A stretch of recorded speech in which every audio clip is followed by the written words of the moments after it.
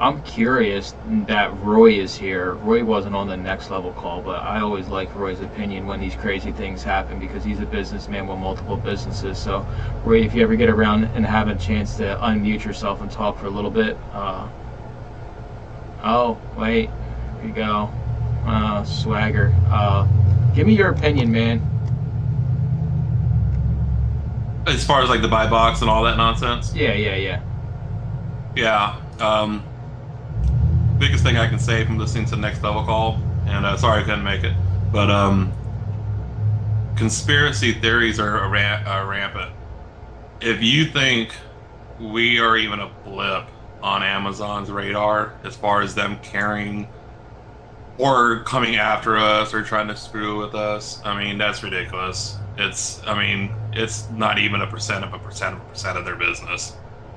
It's more than likely, it's like you were saying, it's probably, catalog cleanups, combination of that, and, algorithms and the AI kind of getting in there and stirring the pot. So it's probably a glitch again, probably get fixed again. If it's been 6 months, it's probably some kind of a cycle. They're just going through and cleaning up their catalog every 6 months or whatever, but it's definitely not an attack. Now, on a business side, you got to take things with, in waves. Stuff happens. Again, I run another company. It's, does over $1 million in top line every year. And I mean, some years you'll lose one of our biggest contracts. They'll just up and decide they want to go somewhere else. And then you go, well, crap, what are we going to do there? That's a, 20, 30% loss. Well, you just adjust, you just pivot. Um, for those who don't know, the business I do is, if you have kids, you probably have had, school pitchers, you had little league pitchers or whatever. Well, that's what the company we own does. And COVID hit. No schools, no youth sports. Completely. In a matter of 30 days, we lost 100% of our revenues. We had to lay off all of our employees. Schools didn't come back for portraits for a year. Youth sports for over a year. How did we survive? Well, you pivot. You look at what else is going on. An essential business, especially if you live where I do, where you're surrounded by 7 military installations, is real estate. Real estate was booming. So I pivoted. I put everybody on real estate photography. Company, everything came back. COVID went away. I'm still doing real estate photography. And all these school and sports are back. So, I mean, we're doing better now than we were before COVID because of COVID. So right now is a good time to keep going, doing what you're doing, but pivot a little bit. Figure out what else is out there you can do. Different, revenue streams, different items. If it's eBay, if it's, Macari or whatnot, or, whatever. But don't put all your eggs in one basket, and because that's how quickly you can go. Appreciate it. Yeah, I think you hit it on the head, right? And when you guys hear me say, hey, like I'm all Amazon, I'm never doing eBay, I'm never going to do anything like that. I've built a cash flow over the years, so, if worst came to worst and I had to go do something else, it's not like, every paycheck that comes into Amazon, I need to keep the lights on. So that's why I challenge everybody, even when you're smaller, to be smart with the finances you have coming in on the business. And everybody, there's always going to be a rainy day, right? We've all been around long enough to know that. When it rains, it pours, whether that's life, whether that's family, whether that's relationships. Shit's going to hit the fan eventually, and usually when it does, it always feels like it's the end of the world. So yeah, this is just another kind of flying by. It'll get fixed. If not, we all can start selling hot dogs, like I said, and we'll all be fine. I think entrepreneurs always find a way, whether it's something that they actually work on. Yeah, that's right. Yeah, you definitely will. Me and Deb been there before. I bought Deb probably the same iPad like 10 times back when we used to be broke. We're like, oh, gotta sell the iPad, gotta make the bills. And then like we have like one good month, like, oh, you can buy the iPad again. And then this shit happens again. We're selling the iPad again. Oh, yeah. I've knocked on the door of bankruptcy several times in my life, but you know what? You just get up and you find a way. You find a way.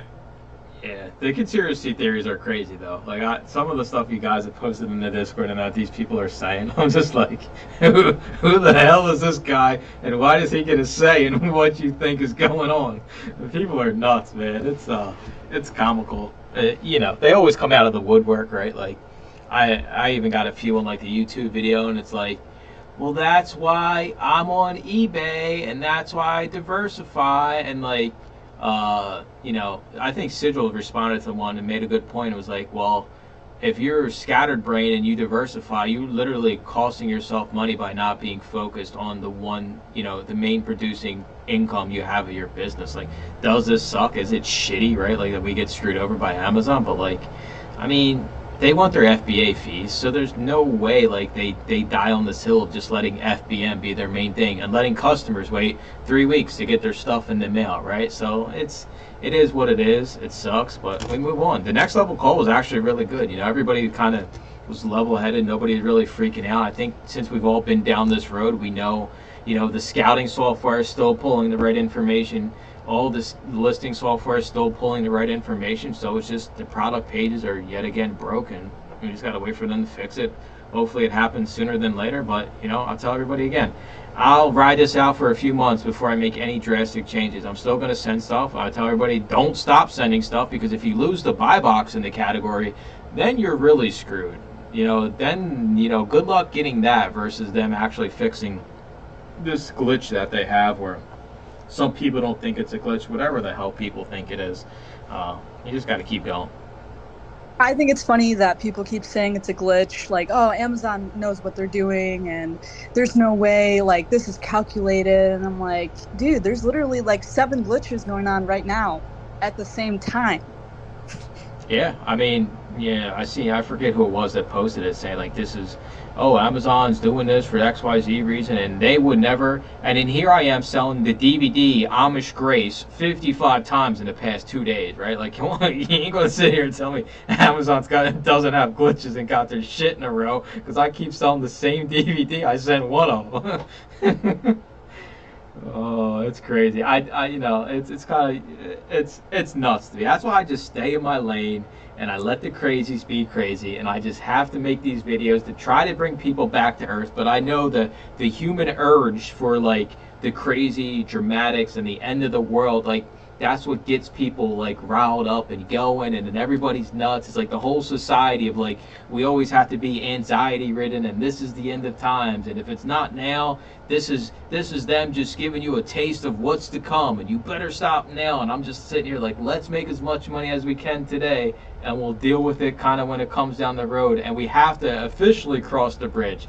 We're not even on the bridge yet. So let's just calm down and just roll with the punches here for a little bit. We're ready to throw away years of, for me it'd be years, and these people are jumping ship like the first day it's happening, like, this is it, I gotta go do something else. And I'm like, wait a minute, I just spent 5 years building this business, right? Like, I'm not closing up shop anytime soon because of this.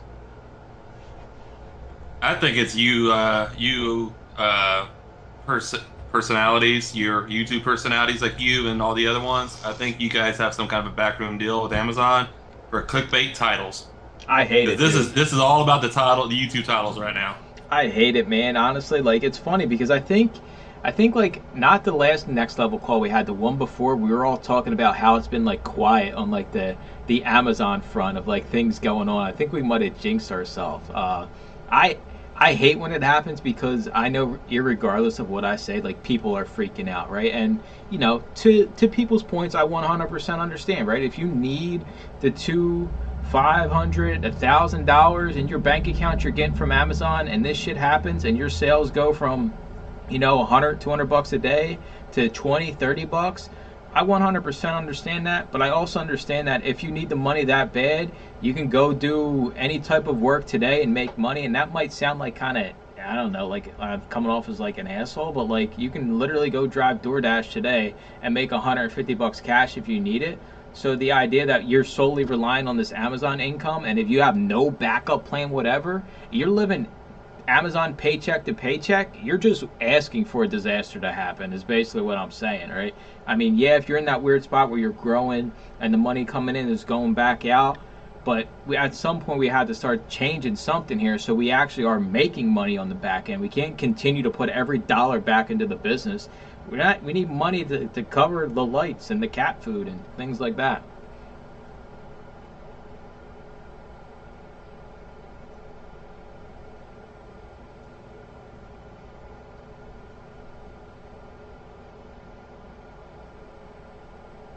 Some people thought today was the rapture.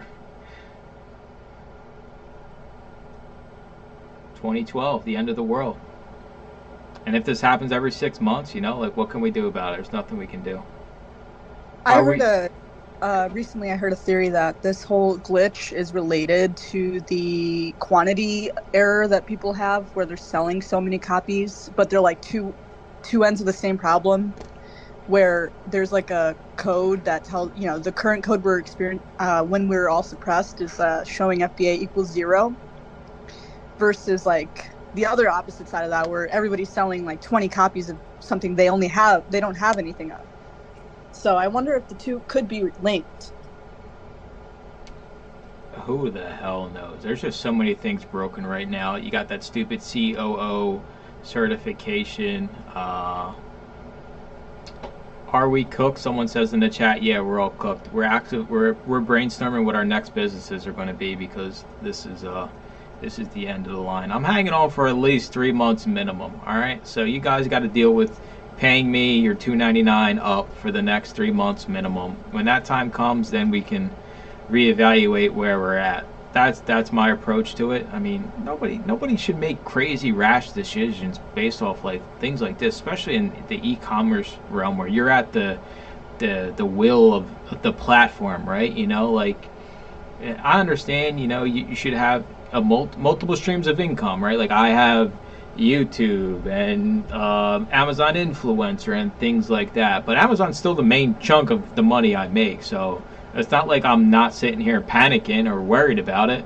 I just tell everybody, hey, here we are again. We were here just 6 months ago. Feels like yesterday some days, and we just treat it the same way. And if they come out and say this is the new normal, then we go from there. But until then, I'm not going to lose sleep or freak out over something I can't control, and I'm especially not going to listen to these Joe Blows on the internet that come out of the woodwork and say, hey, here's what's going on. And I'm like, who is this guy? It's the same thing I've been saying for the past 2 months. If you ain't sold books, CDs, DVDs on Amazon in the past year, the past 6 months, I ain't got time for your advice. That's just my honest opinion. When I see people creating content around book selling on Amazon and they ain't sold shit on Amazon in a minute, listen, unfortunately, things change. Think about how much Amazon has changed in the past 6 months. Here we are again. Business looks different on a month-to-month basis with Amazon. So taking advice from people that, A, either don't have no inventory or maybe sold whenever, however many years ago, just get rid of those people. Keep it moving, and just try to stay locked in on yourself and stay out of all these crazy-ass groups. I mean, you might as well be as crazy as me trying to solve these damn Unsolved Mysteries episodes from 1990 when they aired, right? And I'm sitting there with my notebook in bed trying to figure out, what happened to somebody that got kidnapped back then. I'm like, where was I? I was like, wait a minute, 1990, I was 2 years old, but did I see anything? Oh. How hard to get approved for Amazon influencer for someone who doesn't use social media at all? It's actually not as bad as it used to be. They used to be a much tougher, basically things. You can buy followers and shit now. So like, if you wanted to go buy followers for Instagram, you can buy them for like a penny a piece. So it's really not as hard. Huge library sales right now. Big sale. Yeah, for sure. It's definitely library sale season. You guys seen the crazy ass one I was at. Nobody messes around with the disc media. I don't understand the math, right? As always, 4,000 books, 10 scanners. The math ain't mathin'. So I go to my disc media, I scan all my stuff. I'll scan behind them. I'll still get some good books. They don't scan the ISBN books. And they're using Joe Blow's trigger set, the default trigger sets that the scouting apps put in back in, I don't know, maybe 2008 when they launched the scouting apps and still haven't changed them. There's still so much opportunity out there. But yeah, it is library sale season. So get out there and get it while you can before it gets cold. And then you're like Tommy Boy freezing your ass off up in cold Michigan and you can't leave the house because it's too cold and nobody leaves the house. Or move to Florida. Or move to Florida.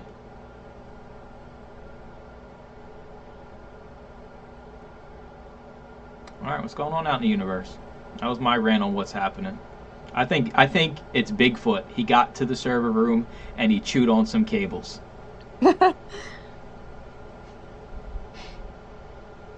It's just as good a theory as it's probably better theory than these other ones. I have a question. What do you guys think is going to happen, or how do you think Amazon dealing with all these cancellations? You know, all these orders, are they just straight up canceling thousands and thousands of orders a day? I don't think they're actively going through on the back end. So I don't think the pending orders are showing up on the back end. So like I think when the customer orders it, it doesn't even go through on their end. So it's not like these orders are quote unquote being like produced on a pick list. I just think they don't exist in the system. Because there's no way. I mean, think about it, right? Just a small group we probably have thousands and thousands of pending orders that are just ghost orders, right? So like across the system, it'd probably be millions. I don't know. But this is affecting the buyers, even though they're not getting charged, right? Like they think they bought it and they think it's coming, or do they know that it's not coming? I think they know that it's not coming.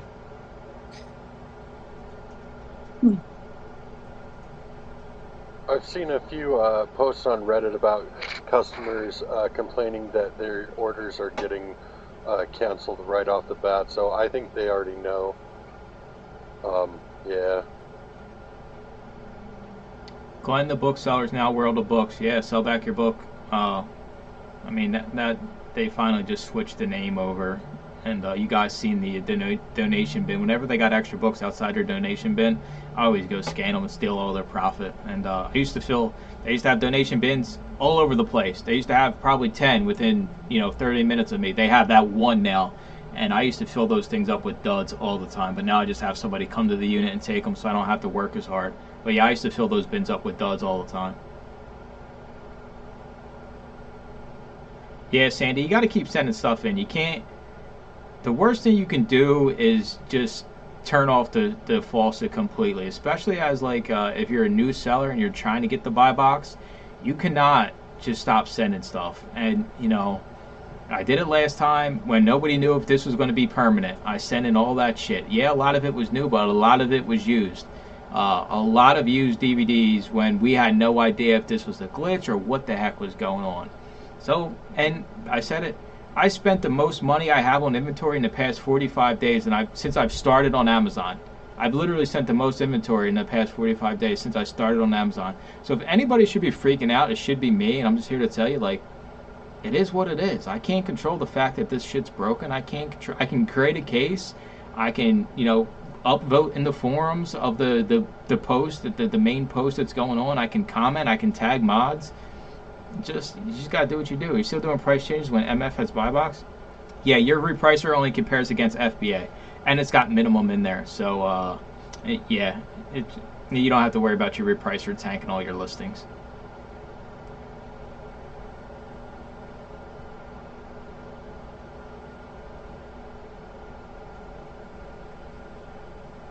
I'm glad nobody buys my stuff. No glitches affect my junk. Yeah. Saw a local post on Facebook made about Amazon's orders getting lost and canceled. I mean, there's always going to be somebody crying about something, especially in Amazon land. Amazon can prevent this by not marking an item as sold until payment is processed and complete. Shouldn't even hit the numbers until money is taken from somebody. It only hits your sales numbers, so you actually don't get the profit into your account, and you don't get the fees charged to your account. So the only thing it inflates is like your daily sales numbers. So there's no monetary effect on the back end besides you seeing your overall sales number be super inflated because you sold the same thing over and over and over again.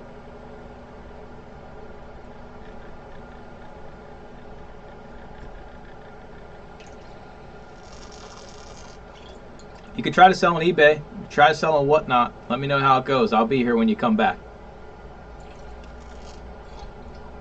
Maybe we'll let you back in. Can't guarantee anything. You have to pass it like a test.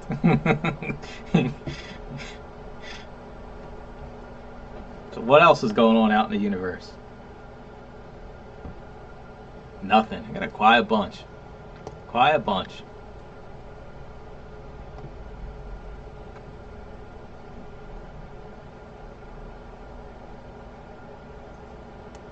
Alright, since we're all broke, are there any Canadians here? Yeah, we got a few Canadians. I don't know if anybody actively on the call is Canadian, but we have a few Canadians in the group, and they've been getting screwed by the buy box for a while. So this is nothing new to them. They're still trying to correct their marketplace since the last hiccup. Scout IQ and Scoutly, they're both the same, honestly. Any alternative for GoToLister? If you're brand new, I would just list through Seller Central, honestly. Get that under your belt till you get some money coming in. I want you to be as cheap as you possibly can in the beginning, even if you have money, just so it's something you can figure out if you enjoy doing it, if it's something you can see yourself doing long term. But Scout IQ and Scoutly are the same thing. Alternatives for GoToLister, there's a million out there. ScanLister is probably the second best. I would stay away from Inventory Labs. You got Books Pro as well, but I think that's on the more expensive side. I think ScanLister, price-wise, is the best bang for your buck. I am Glenn the bookseller is here. Sell me your books, people. Yeah, get in line with Thrift Books. You know, the wonderful company that can't even have an open conversation about book selling. That still got me irritated. I think that'll be one of the most irritating things I experience in the book selling world is when I have mega people reach out to me and like, well, it's got to be curated to everything that's only great about our business. Like, no, that's not a real picture of anything. You can't just talk about the good, because there's plenty of bad and there's plenty of ugly out there. And what happens, people have a false sense of what the real business looks like, and you know that's how you get yourself. What's wrong with eBay? Oh my God, eBay is great if you want to make tens of dollars. That's my new line, by the way. eBay is great if you want to make tens of dollars, and it might take some time to make those tens of dollars. That when it comes to media, eBay is a losing battle. It just takes too much inventory. It takes too much work. I just think about trying to manage a 5,000 listing eBay store of media versus Amazon, and just the difference in price. I think it's feasible. I think eBay is a great platform, just not for media. If you're in a good niche, a good collectible niche or something, then 100% eBay is definitely the way to go. But for this barcoded books, like, forget about it. Nah, someone asked in the chat, good old Miss Lachey, she does reselling as well. She does, she's pretty successful with book lots, and I hate book lots. It's like a known fact. Any lots, I'm out. I don't care what it is. You say the word lots, I'm gone. See ya. Too much work, not enough pay. I just want to go find my Barney DVDs and send them in a box and never have to think about them again.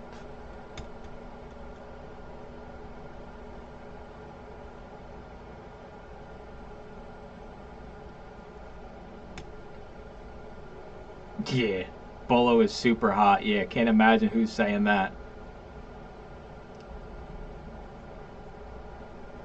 This on Facebook Messenger, aggressive marketing. It's not really Glenn the bookseller. Oh God, y'all are a mess. Speaking about scan, is there something better than Scoutly to cover scan? Yeah, the seller app. I don't think I've ever used a cover scan on Scoutly. I think it's that bad that everybody deterred me away from using it ever. Just open up the seller app and hit the little camera icon top right and cover scan it that way.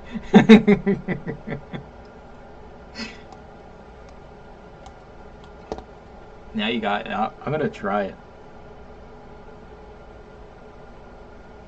I seriously don't know if I've ever even done it. I don't even know how it works. Alright, camera. Is it OCR or title? Is it title? So you're saying it's OCR. I can't change. Oh wait, no. No, it's title. Oh, this thing's terrible. You can't. It scans it right away. It doesn't even give you like a second to get the camera over the. And none of this is even in English. What it's pulling up, I have no idea. Yeah, don't ever do that. I know, that's why I was asking. Well, I'm glad you asked something and that I usually never think about because I've never done it. Yeah, Seller App's way better. You'll at least get the actual items, and you'll just have to choose the one that's the actual format and the actual rank.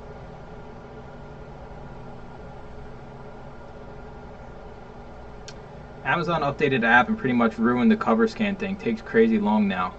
That thing's still good. I mean, if it takes a little bit longer, at least you're getting the actual information. It takes an extra second. Have you seen that update that that person's talking about? No. It's a completely different layout. It doesn't happen. It's not happening on my phone, but some of my employees, their phone, when they do a cover scan, it pulls up. It looks different, but it's especially bad for books because it doesn't say paperback or hardcover. So you have to actually click into like each individual one to figure out what's what. Yeah, oh, it added a couple more steps, but what you have to do is you have to just look at where it says more details. If you just hit that one, then it reverts back to the old way that we used to get the cover scans. Oh, okay. That's actually good information because for my employees that have that happen with their phone, they've been doing cover scans and putting those ones to the side. And I have one employee who it doesn't happen to their phone, so they're doing all the cover scans for those ones that have been put aside. So it's kind of a pain in the ass right now. But I'll go ahead and do that so it reverts back. There's a little blue box that says more details. If you just hit that little blue box, then it goes right back to what we're used to seeing when we wanted to cover scan or check a code. Does it revert back permanently, or do you have to do it every single cover scan? Every single time. That's super annoying. Forget about that. It's another step or two. Yeah, it's. Have you guys also been having that issue where after you do a cover scan, you can't just go back. You have to like press back and then exit or some. When you get to that first step that looks very unfamiliar, and then you just look for the little blue box and hit that, and it'll take you back to where we used to do it. I'm gonna do a cover scan right now just for. Or just scan a barcode and do it that way. It's the easiest way on a CD or something. Glenn, I know what you're talking about when you hit back because you want to go do another scan. I have to completely exit out of the app, then reopen the app to do the next scan. Exactly. It's a huge pain in the ass. It's such a pain in the ass right now. Yeah. So yeah, if you press back, you can press exit and then press home, but you have to press home like twice. Yep. Do it. I just stopped dealing with it, and I'm just like exit all the way out, open it back up, next one. Done. All the way out, open it back up, next one. Yes. Not for me. They've had that for about. If you scan CDs, it defaults in Amazon to bringing you the LP up first. If the LP is available. And that's annoying as hell too. No, not for me. I'm still rocking and rolling. That's because I talk about Amazon in good graces. They're a great company with great employees. You know, I love Jeff and everything he does for this world. You're a troll, Mike. Have you noticed the price correction page is gone? Like the price alert page? Is that what you're saying? Like to fix the high price alerts? Yeah, it used to, from your manage inventory page, there was a tab to manage pricing. And the tab seems to have disappeared, but you can still get to it. You can sort your inventory by inactive and then either pricing errors, or you can go to inactive and then sort by high to low, and that will bring up any that are inactive for pricing. And then you can like click over to it, but the tab itself is gone. Yeah, they busted it up. If you go to your account health page and then you go to other policy violations, that'll take you to your pricing errors, and then you can just hit update pricing on one of them, and it will take you to the page that has them all, and you can update them right there. Okay, thanks. I'll try that. Yeah, it used to be a lot easier, but here we are again dealing with a completely busted system. Yeah, I'm still getting a lot of glitches on stuff that's within range of the other offers. And when I submit a ticket, they just send the same stupid canned emails. Yep. And I was getting pricing errors on things that had sold out. I ended up deleting those listings. I don't normally delete listings unless there's some sort of problem crops up with it. Yeah, I used to get those, and I haven't gotten them. I think after a while, maybe they just fall off, because I used to have them for stuff that I recalled that they wanted me to basically give away, and they haven't been popping up now in my pricing errors. What scenarios you cover scan in? Cover scan is good for CDs that have those stupid BMG labels on the back that you can't scan. And usually the benefit to cover scan in those CDs is your other lazy resellers won't, so you'll have a higher accept rate. Cover scanning, it does take extra time. Books, I really don't cover scan unless they are like Bibles that have no ISBN, so like the guidepost Bibles and things like that.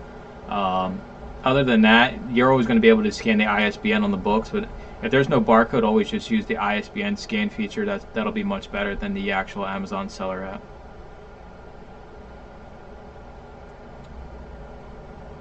I get removal warning on an item that's been out of stock for 2 years. Listen, you can just keep it stored for 2 years in your basement if you sell it on eBay, because it won't ever sell. So at least it's out of stock, right? At least you sold it somewhere along the damn line. How do you do it and why? There is a help button top right to open any type of ticket. And the catch with this is most of your problems aren't going to be listed. So you have to hit my issue is not listed.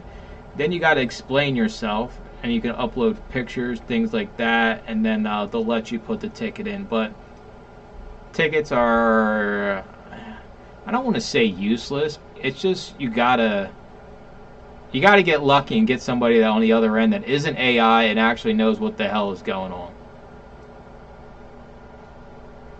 But they usually just have a copy-paste response like Leslie was talking about. Like, it's like it reads your case and like picks out keywords, and then it just spits out like this automated, well, we are so sorry for the inconvenience. Here is the page where you can tell exactly what's going on, and it's just a link to like one of their help pages, and it just sucks. My library sells lots of older books that require cover scans. Some of them are worth money for sure, but it takes a lot of time. How do you folks balance the risk and reward? Are you talking like you're talking books that are like pre-ISBN? They don't have any ISBNs. That is all knowledge-based game. I don't mess around with any of that stuff. When I get it in like bulk pickups, I just put it in a box and send it to Johnny because I have no idea. So that is more of like you got to know what to look for when it comes to those. So yeah, you're always better off scanning everything else and then going back. Yeah, see, and Fida just basically summed it up. Yeah, just scan everything, then you can go visit those. And what I used to do is I would just price comp them all on eBay, because a lot of them aren't going to be on Amazon. Some of them will be, but you can just price comp them on eBay, title the year, the copyright year on the title page, and you'll be able to see how many are listed, how many sold, and what they sold for. It's painstakingly long, so if you always have somewhere else to go that's going to have fresh inventory to scan, you're always going to be better leaving that stuff behind. Sure, some nerds will tell you, I found a $50 trillion book and it didn't have no ISBN, and you're a sucker for not doing it. And I'm just like, well, I ain't got time for it. I got more items I need to scan so I can send.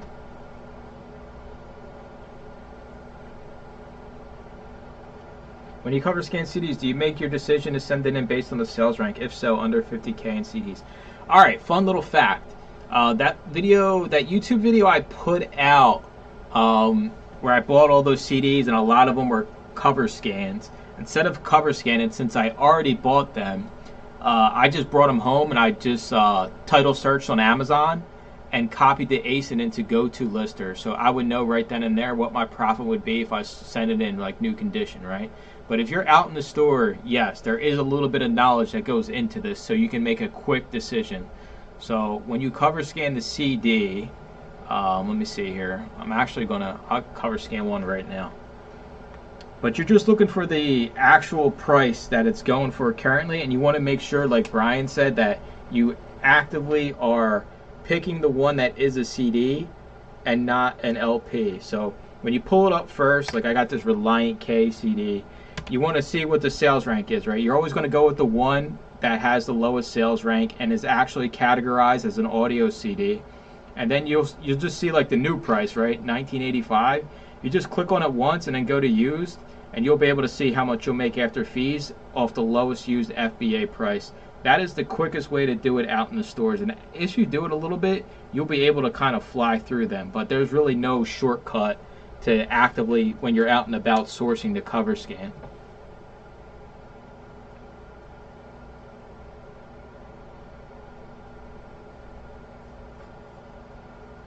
If I want to make $100K a year selling books me on FBA when business is as usual, how many should roughly be in inventory? Sheesh. Are you talking profit or just sales?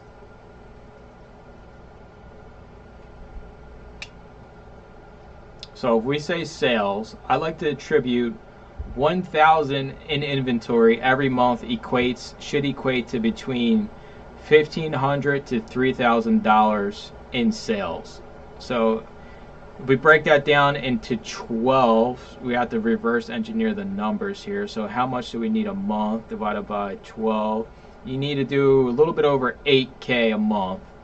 So you're going to need to carry, if it's between 1,500 and 3 grand, we'll say the middle is 2,000. So every 1,000 in inventory, you should make $2,000 in sales a month. You'd have to carry an inventory of like 4,000 throughout the year to hit those numbers.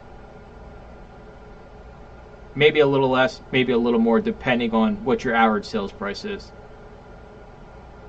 And maybe a little less, maybe a little more, depending on what your inventory split is, right? The more books you have, the higher ASP you need to get the money that you should be getting. Because at the end of the day, sales don't mean shit. It's how much you're actually getting paid.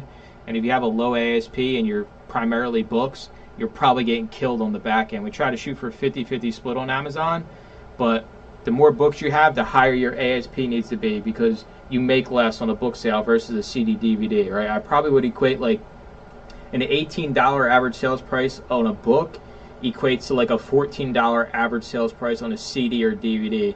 That's how big of a difference it is when it comes to the fees with books compared to disc media. So you need roughly 3,000 to 5,000 pieces in inventory to get those sales numbers. And that's doable. I mean, I've had crazy pickups already this year.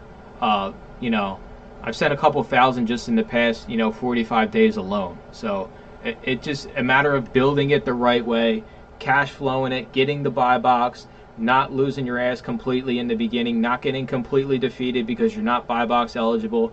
Amazon is a long game. Anybody that tells you you can get rich quick on Amazon or in any type of way, shape, or form that you're going to have these huge payouts coming to you in under 3 months is 100% BSing you. This is a 6-month plus game, and it sucks because it's really not pitched that way, but it does take time to grow, and Amazon almost forces you to grow slow because they hold your money back. You sell the book, you're not getting paid for this book for 4 weeks, right? So it's not like eBay where you sell it, you pack it, ship it, boom, the money hits your account. Amazon says, no, we need to, keep your money for 4 weeks, and then they trickle it down to you.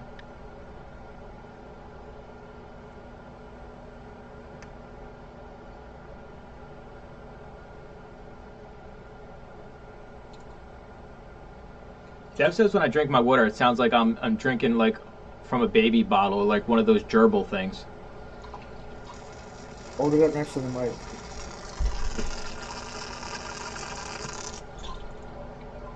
Yes, no, maybe so. Couldn't hear a thing. Damn. I guess she could just hear it. Whatever. She got big old supersonic ears or what? Yeah, she does. She actually does. I'm like, I could sleep through anything, right? She hears like the smallest sound. She's like, what was that? I'm like, huh? Like picking up radio waves with those things? Yeah, it's true. It's true. My sound sucks. Yeah, the answer was a little complicated, but you can just take the rule of thumb that 1,000 in active inventory should equate between 1 or $1,500 and $3,000 in profit, depending on what you kind of look like. And if you're curious what my average sales price is for the year, anybody have any guesses before I tell you all? What's my average sales price for the year? $15. 18. Going to say 18 too. You all think so highly of me. $14.79. I was close. Yeah, you know what? Actually, that makes sense. You said you mostly transitioned to disc media and you're kind of not doing books so much anymore, so I guess that makes more sense. Yeah. I want to revise my answer to $14.79. Yeah. It's a beautiful thing. You can sell a CD or DVD at $14.79 and make like $7. So when you're getting them for $1.50, let's cook. It's I still scan the books though. I don't neglect the books. I still give them the attention. They just piss me off because I have to lug them up the steps, and I can only fit 40 in a box, right? You guys see the shorts, and you're like, man, 12 boxes. And I'm like, yeah, it's really not even that many books. But imagine if it was DVDs or CDs. Like this past week, I only did 6 boxes, but it was all like disc media. So like, it took me forever versus if it would have been 6 boxes of books. You know, that's done pretty much instantly because it's so easy.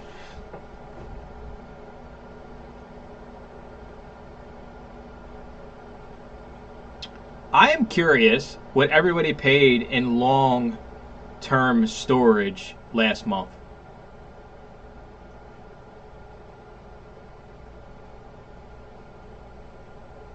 Un momento, señor.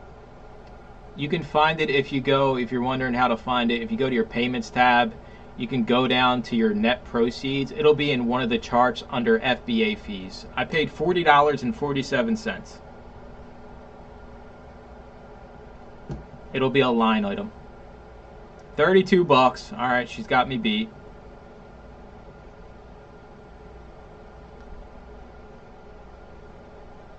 Wait, say that one more time. Are you doing it for the computer or your phone? Computer. Your payments tab, and then you need to get to the right settlement period. So my settlement period is 9/15 to open. I see. Okay. And then there's a little FBA fee hyperlink you can click, and it'll actually pop out and show you how much you paid. But Mike, you have like 3 times as many books as I do, so it's really sad, actually. Listen, you don't gotta admit that. You just take the win and go. $70. All right, it's not bad. Yeah, it's not bad. I'm just wondering if anybody's getting cooked up out here. Okay, wait. Sorry. 9:15 to open, and then I have these 3 statement summaries. What am I doing? One of them on the hyperlink of should have FBA fees, and you just click the link.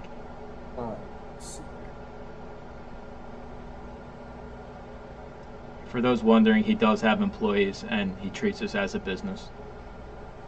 Dude, some of this stuff, like, I don't look at it because I just don't care.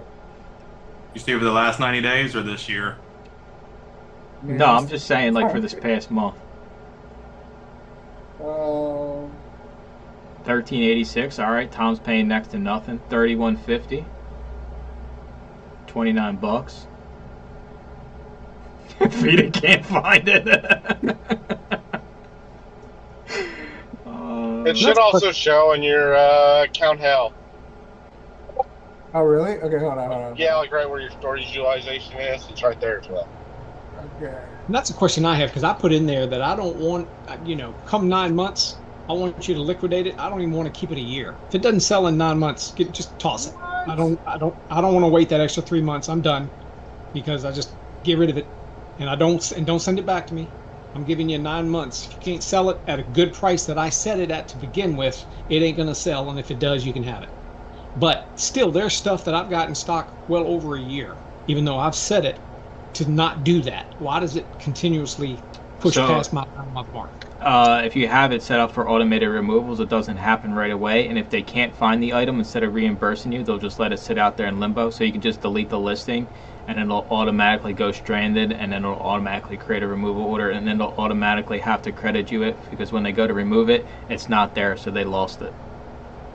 Okay. How much are you paying, Mike? I think it was like $40.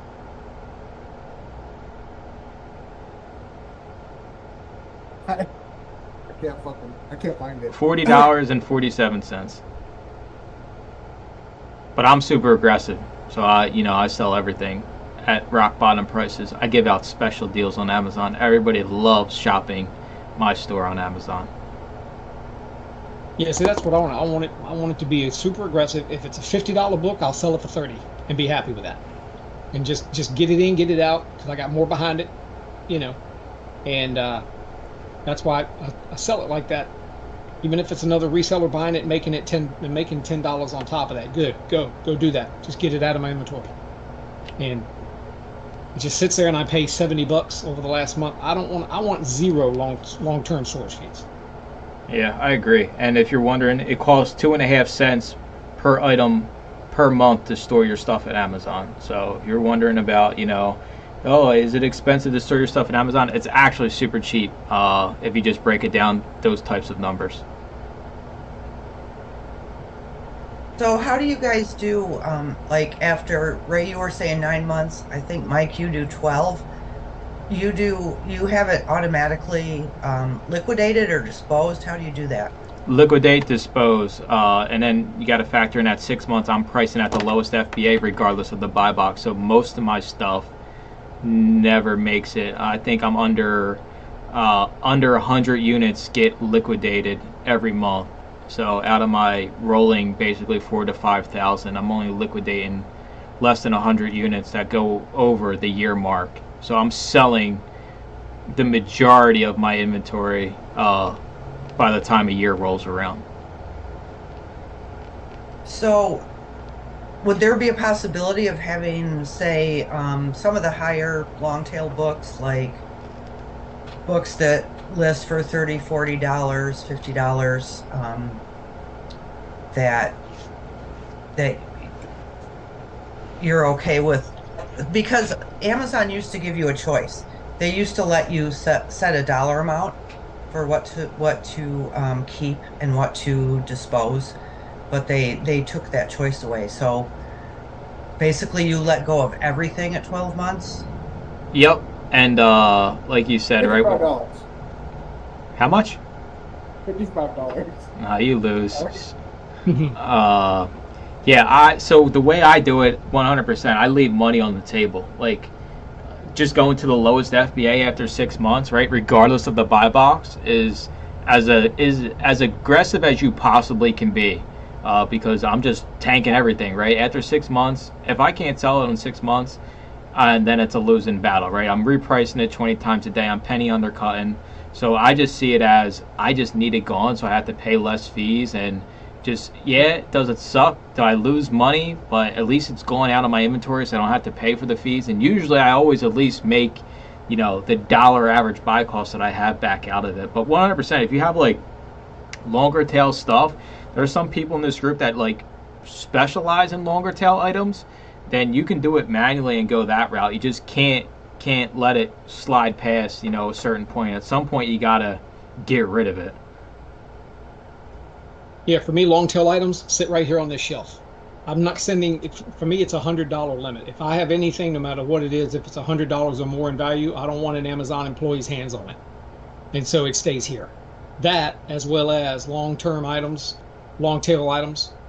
And for me, long tail, if it's not making at least $50 on that, I'm not doing it. So, but all of that stuff sits right here, and I don't mind shipping it because I ship every day with eBay stuff anyway. So.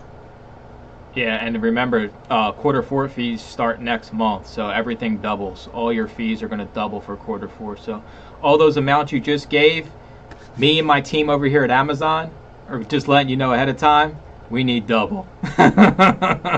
For these 3 months, if you all can help us out and just pay double, we really appreciate you all contributing to this growing business.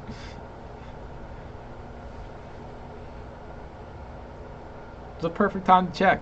So Fida knows he's paying at least $100 next month. That's a lot of burritos. That how it works? It doubles during Q4? Basically, yep. I'm not worried about that. Quadruples. I don't really give a shit about long-term storage fees because it's so minimal. Like, it's such a small part of the expenses for your business compared to what you're making for it. If I have 500 items in long-term storage fees and it's $55. I sell 2 or 3 of those. Usually the long-term storage fee items are the heavy hitters anyway. So you sell anywhere from 1 to 3 of those, you're making your money back. I don't give a shit. Yeah, okay, mister, you have business sense, and this is, some people don't even understand where to find the long-term storage or things like that. So you got the next level of thinking to it, but your average person doesn't understand that you can get absolutely crushed in Q4 fees.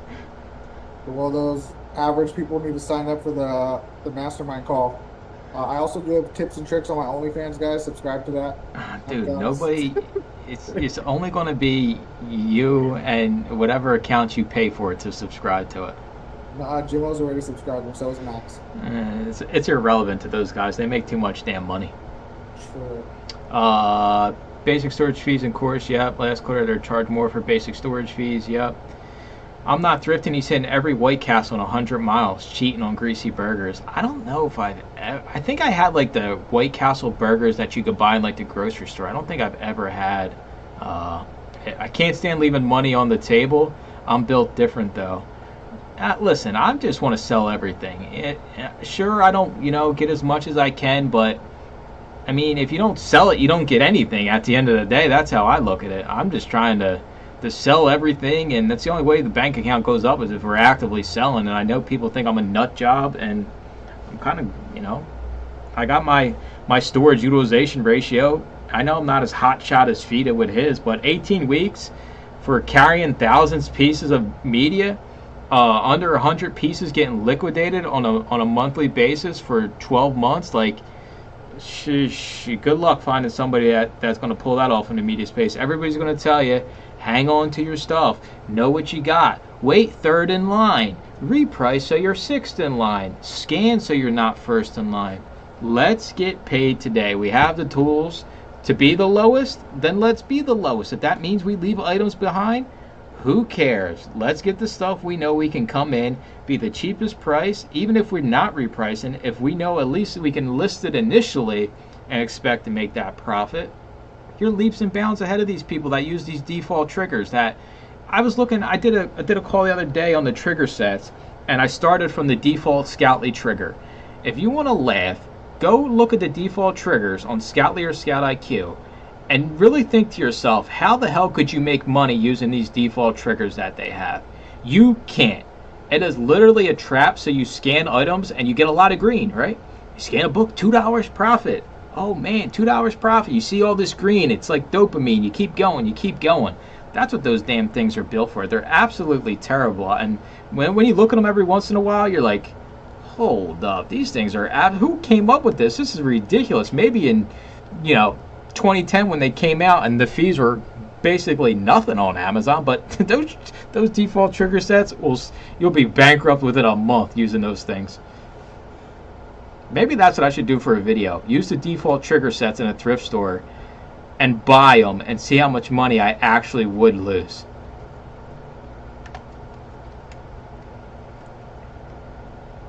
So, Mike, in your the trigger sets that you created, I understand about the buy cost being 0. Are you doing the math in your head, or like, okay, say you've got $1, your average buy cost is $1. Are you still going with a $5 minimum, or is it really a $4 minimum? I just do it on the fly, so I don't really use my average buy cost when I'm like buying things, just because some stores are super expensive. So I'll just do it basically on the fly. I just know that it's going to be $1, $2, whatever it kind of looks like, and I'll just do the mental math. Usually it's store based, so it's not like individually book based, so I don't have to think that hard.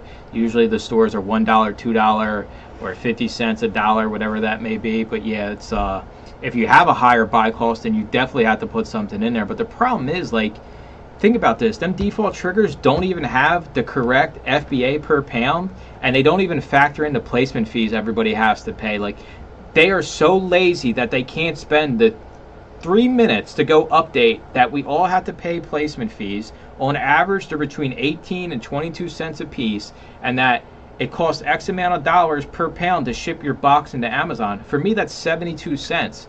If I'm selling thousands and thousands, at 72 cents compounded adds up so quickly. I see it all the time. People are like, why when I scan something and then I list it, the prices are different? Well, it's not factoring in that extra 72 cents when you list it versus you scan it if you have that actually built into your buy cost. So these people start out, you're already in the red like immediately. So your $2 is really $1.25 on the high end.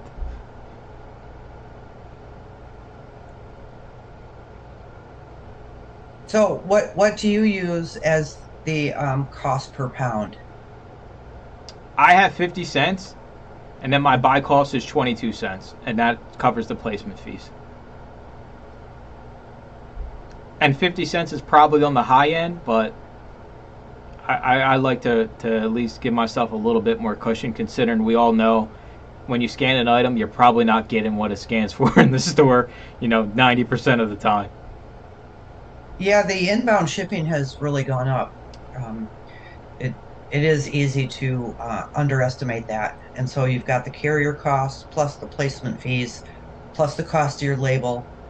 And so it's better to round up a little higher than what you think it really is. Yeah, like I said, I mean, if you're going to be paying attention when you scan anyway, right? So this happens every once in a while. I'll see like my trigger sets for $5 for books, and I'll scan a book and it'll be like $4.98 profit. I'm still going to buy it, right? I'm paying attention when I'm scanning, so you really don't lose anything out of it. Just give yourself more margin than give yourself more leeway instead of trying to live life on the edge and just assume that all these little fees don't add up, because they do. Ever reason to send your FBA shipment to a different region? The only time I would do this currently is if there was like a known warehouse that sucks. So every once in a while somebody in the group will put out one. I got one actually that has had my stuff now for a little bit. Let me see what it is here. So if there's one that's backed up, then I would pay not to send it there. I got ones that are delivered from the 14th that haven't been checked in, and that seems slow to me. Everything else has been receiving, and that is PBL3. I got 3 of them that have been sitting in delivered status since September 14th, and PBL3 is Jacksonville, Florida. Other than that, I'm choosing the cheapest every single time, even if it's a penny. Yeah, my stuff's been going from Michigan to Florida. And I have warehouses that I could drive to in 20 minutes. That's interesting. I'm in Iowa, and it's either going to Michigan or Pennsylvania or Florida. It's just like, it used to go to Chicago. Yeah, all mines have gone to Miami Gardens. Literally, probably 90% of the last boxes I sent in the past month have all gone to Miami Gardens, when I can walk to the Harrisburg Amazon Center right next to my storage unit. Like, I literally could walk there. I have a hunch that there's a few centers around the country that are like sorting centers to go out to others with this new sort of structure, but that's just a hunch. Because everything that I've sent in the last 6 months went to Miami Gardens. And when I got stuff back from the Universal, I must have gotten 75 different packages, right? And I wasn't getting singles in those. Like towards the end, I was getting 3 and 4 items in one package, which means it's coming from distribution centers all over the place. So I wonder if they have sort of a collection point and then they send it out. I even tried in one of my recent shipments to separate out same books so I could send them potentially, differently or whatever. And they wanted to group them together. So for whatever that's worth. One of us just needs to get a job there, higher up, so we can figure out what the hell's really going on. Man, I was gonna when I was doing my last round of hiring, I hired 2 new employees, and one of the guys that I was potentially gonna hire, he was top 3. He worked at an Amazon FBA facility. And I was considering hiring him, but there were just a couple things about him that turned me off, so I ended up ultimately not going with him. But it would have been interesting to have him here and for insight like that. Yeah, and then you could put out blanket statements like, I spoke with somebody at Amazon, and this shit's permanent. Yeah, there you go. You're all screwed. I know a guy that works there, and you're not going to believe what he said. That'd be a great YouTube video. Well, hindsight. All right, last call. 1 minute warning. Time's ticking. Is this it? Do they fix the issue, or is this the new permanent way on Amazon?